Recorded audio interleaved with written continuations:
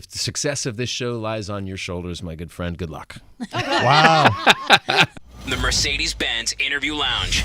Oh, thank God. We are in... Kaboom! We're now in the Mercedes-Benz Interview Lounge. Wow. We made it. Great guest this week. Tomorrow, Kesha's going to be with us. Charlie Puth and Ronald Gladden from Jury Duty will be with us Wednesday. Did you know that? Yep. Well. Thursday, Chris Pratt and Kim Petras will be here. Friday, Ed Sheeran will be here. Damn, what a week. I know, but we're kicking it off with James Marsden. Oh, what a way to kick it off. I know. It only goes uphill from here. Let's go ahead and set the ground rules. Last Yeah. time you were with us, you used the F-bomb, I do believe. Yeah, I did. Yeah, I did, didn't I? But here's the Well, you button. asked me what my favorite cuss word was. And I did, but you could have said, F. Feels like that was a trap. I really hate the government watching our every move. But here, see this button that says dump?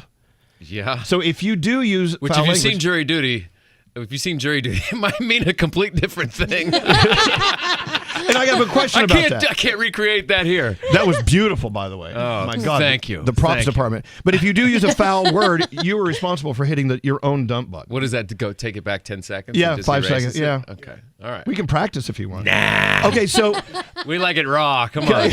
we're raw dogging it. So James Marsden is here, of course, plays James Marsden in Jury Duty. It was, several weeks ago? Who was it? It said, you got to see this. You have to see this. I mean, well, It was me. it was you. Yes. Early promoting. Totally intriguing. Half of the room has seen the whole thing. The other half has seen only half of Okay, it. that half, get out. Right. That's me. I've You're only out. seen You're half. out. Oh, okay. Well, So, I you'll mean, see it. we've described it. James, you describe exactly what it is about, and then we'll move from there. Okay, so it is a unscripted comedy where basically I'm playing myself, actor James Marsden, going to jury duty with a bunch of other people who are all improvisational actors, relatively unknown. So, and there's one guy who is there in the room for 3 weeks who thinks the whole thing is real and it's completely fabricated and fake. So it's the Truman Show meets The Office style comedy. And it's amazing. And by the way, Ronald, the one guy out of the dozens who's not an actor, he wins some sort of award as being just a great human being. I mean, he comes across and he was edited as being a wonderful guy. Is he really as wonderful as he seems? He really is. And I don't think the intention was ever for the show to be some sort of morality test, but it became one. So, Lee Eisenberg and Gene Stupnitsky, the producers of The Office, creators of The Office, David Bernard, who created White Lotus, a friend of mine, they came to me and said, hey, we don't want to do a prank show. We want to create a hero's journey for someone. We're going to surround this guy with a bunch of eccentric weirdos and sort of bizarre circumstances and see how he reacts. And hopefully by the end, he'll have if we get him to the finish line, he'll have his 12 Angry Men moment where he becomes the kind of leader of the group and sort of unifies us all. And that's what happened. 2 questions. 1, was he your first choice or their first choice? And 2, did they try other people out, and it didn't work, and so they were like, no, this, but No, I wasn't in on that whole process, but I showed up. I was finishing up, did a couple episodes of Party Down, and I was the other improv actors were already rehearsing, so I only had 2 or 3 days of rehearsal. And it was very intense, but they just said, okay, here's our guy. He's 6'6". He's a solar panel contractor out of San Diego, and let's go for it. So I didn't know what they had planned, but Todd Schulman, one of our other producers who does all of Sacha Baron Cohen's stuff, they have a team of people who are good at finding, vetting people and interviewing and finding the right person. They came up with Ronald Gladden, who you'll see on Wednesday? Yeah, he'll be here Wednesday. Yeah. Okay. And they could not have chosen a better guy. Nicest guy, really pure-hearted. And the show, I mean, by the end of it, it does have this sort of kind undertone to the whole thing. I think it surprises people by the end that you actually hopefully get a little moved. I was moved. Yeah. No, I really was. I was fascinated by the whole thing. At any point during this, did you guys feel badly? We should tell them. Well, I mean, if you have a heart, Yeah. throughout the whole process, I'm like, 3 weeks is a long time to mess with somebody's human experience. I mean, even if by the end of it, your intentions are to celebrate this guy's humanity, you're still keeping him in the dark for a really long time. So I made sure that by the end of it, I was like, I'm going to race up to that, to him, give him a big hug and let him know that, yes, a lot of these scripted beats were fake and the trial is fake, but relationships and friendships that came from the whole thing were very real. Did you go home at night and feel bad, like you say, "Oh, I'm such a bad guy"? Nah. I mean, listen, he's a great guy. He's not that great. You'll see on Wednesday. It was also interesting. Speaking of dumping foul words, he could say the S word. I hate to sound like a kid, but he couldn't say the F word. Some things were bleeped out, some things weren't. How can he say the duty word? Huh? Are we adults? Right. But not say the F word. There was a choice there. I think there's some. I don't know the powers that be that indicate. Like, I think you can. Like, I know the difference between in movies. The difference between PG-13 and R. Right. Is that you can't say the F word, or you can say it once, but it can't be about the act.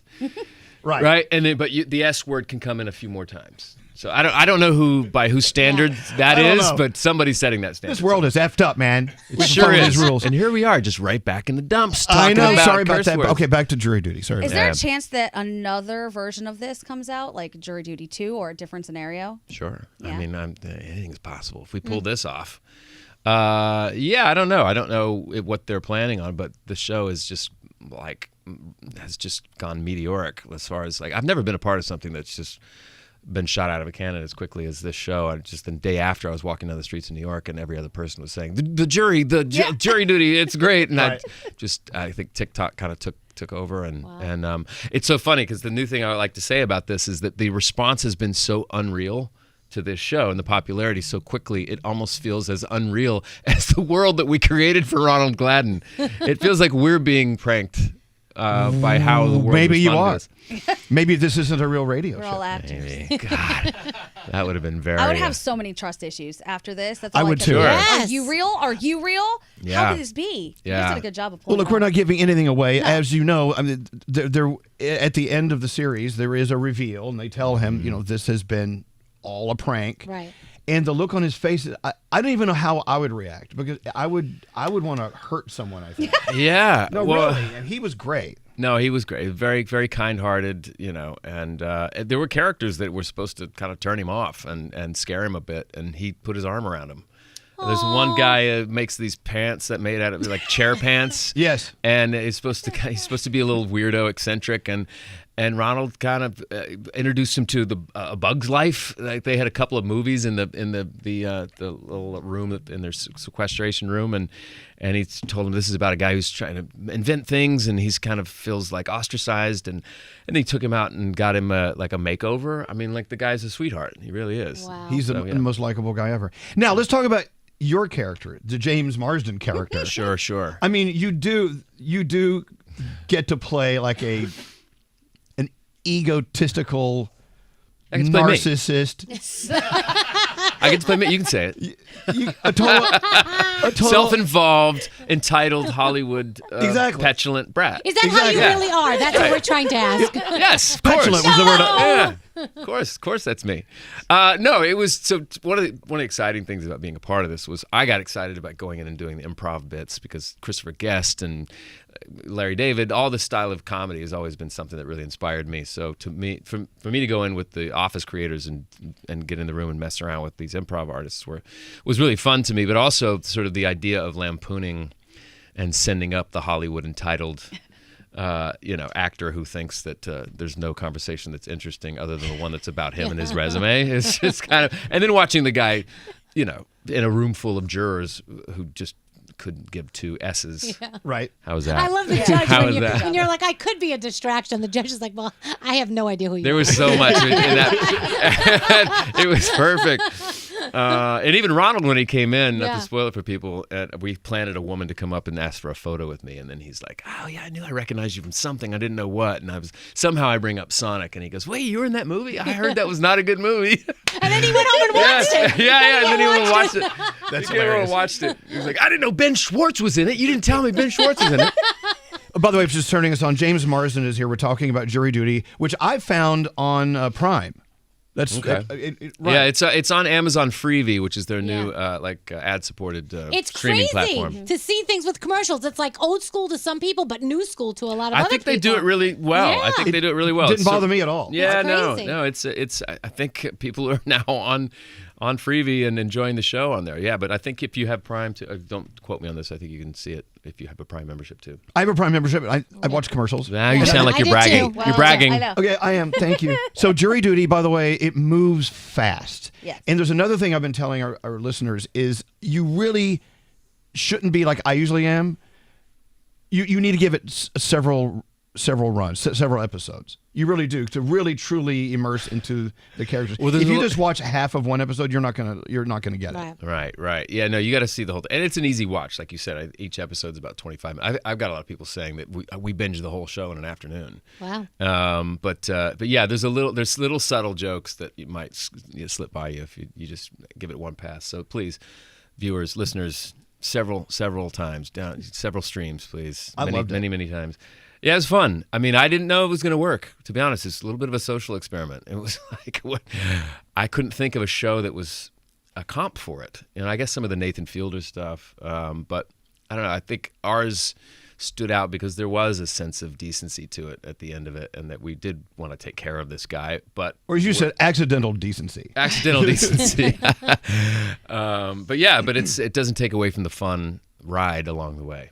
Have you ever served on a jury? I have once in L.A. Did you get out of it? No, I tried to. But as soon as I walked into the courtroom, I saw a wall full of 8x10 headshots of other actors that have already served on jury duty. Oh, and I would think LA there's no would way be in hell hard, I'm getting out of this. Yeah, because a lot of who else is going to be in there, right? Right. And actually, this is not made up. Halfway through the one of the attorney's opening arguments, he turned to me and said, "Oh, by the way, I love your work."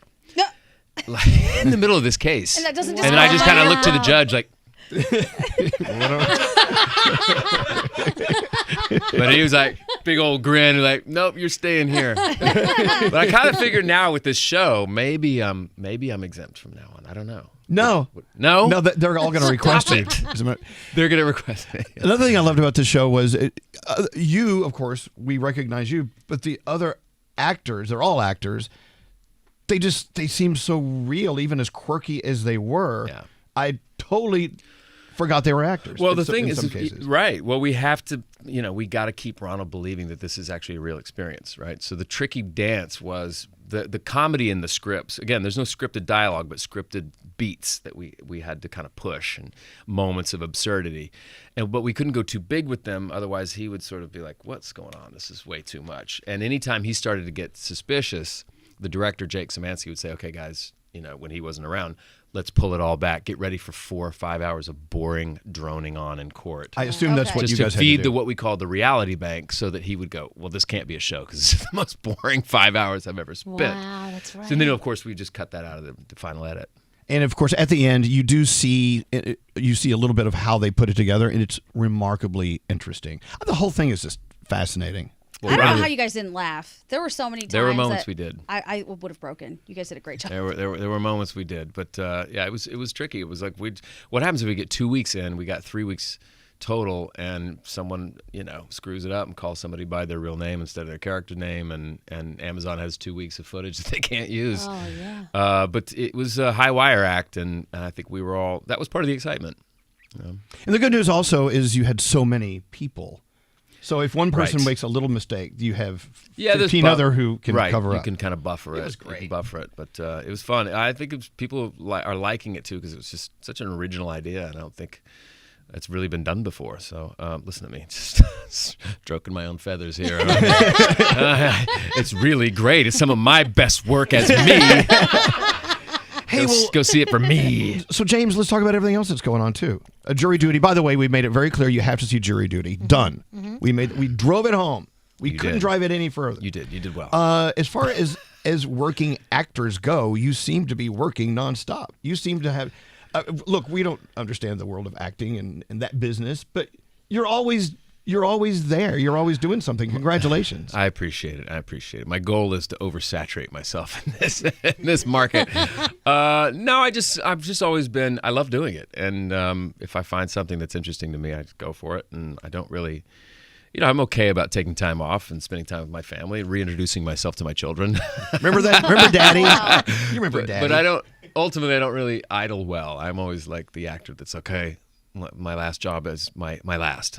Do you have a favorite project that you've worked on over all the things you've done, like something that is so close to your heart? I mean, I don't know. I look back at the most fun things I've been a part of. Like the Enchanted franchise was fun. Hairspray was a fun thing to be a part of because it felt like I was doing live theater, Yeah. X-Men was fun because you're playing, it's fulfilling a childhood fantasy of being a superhero. Yeah. But I don't know. I mean, How about Twins on Dead to Me? that was fun. Yeah. We love Dead that to was Me. nerve-wracking but fun. Yeah. I didn't think that was going to work. Was I that always think tough? every job of mine's not going to work. Yeah. Was that tough to do? Like, keep it straight? Yeah, well, when Liz Feldman, the showrunner, came to me and said, "We want you back. How do you feel about playing a twin?" Because my original character dies in the first season, and I was like, "Come on, what's the real idea?" And she said, "No twins." She said, "I know it's a bit soapy, but the show's kind of by nature a little soapy, and we can kind of lean into it." But yeah, I remember Christina Applegate was like, because we have sort of a sarcastic back and forth dynamic, and she said, "Twins, huh?" And I was like, "Yeah." And she goes, "The future, the success of this show lies on your shoulders, my good friend. Good luck." Wow. What a No great pressure. show, though. Yeah. Maybe this is how we get Jennifer Coolidge back. Oh yeah, twins. Twins. She died. Yeah. No, she's alive. Yeah. Yeah. Spoiler alert. Oh, did I just say that? Yeah. did. Oh, hold on. You did. Oh, I just dumped. Look at that! Oh yeah, beat me to it. I just had to hit the dump button. Look at that. I wish life had a dumb button. It's like you say something really stupid. That would be great. But- date the wrong person. Don't. Yeah, dump. Mike. But up and coming, Michael Keaton, Marcia Gay Harden, who also is working a lot, and Al Pacino. Wait a second. Both of them? I just did a movie with both of them where they both play my mother and father. Knox Goes Away. Yes. That's what I'm talking about. Oh, I thought you said they're going to be guests on your show. Oh, that I was might like, be. that's weird. Here's another opportunity for me to talk about myself. But another project everyone here is talking about is Jerry Seinfeld's Unfrosted, the Pop-Tart story. I mean, anyone is in this, including James Marsden. Oh my God, this guy just keeps Melissa working. McCarthy, Hugh Grant, Amy Schumer. I mean, you played the part of Jack LaLanne, the health nut from Yeah. the 1960s and 70s. That's right. And then the full unitard and all. Right. Ballet slippers. Yeah, you'll do anything to work with old Seinfeld. That's what's that about? I guess the history of Pop-Tarts. You got it. Okay, done. You guessed it. Who doesn't love a Pop-Tart? Other than that, lips are sealed. Well, look, I want everyone, like I said before, I demand, I command you watch Jury Duty on Amazon Freevee. Just go to Prime and do a search for Jury Duty. You'll find it. And I just thought you were just amazing in this incredible show. Well, thank you. It's really nice of you to say. Had a fun time playing the entitled jerk version of myself. It's awesome. Says I don't know what that says about me, but You I did enjoy it. You nailed it. Thank you. James Marsden, everyone. The Mercedes-Benz Interview Lounge.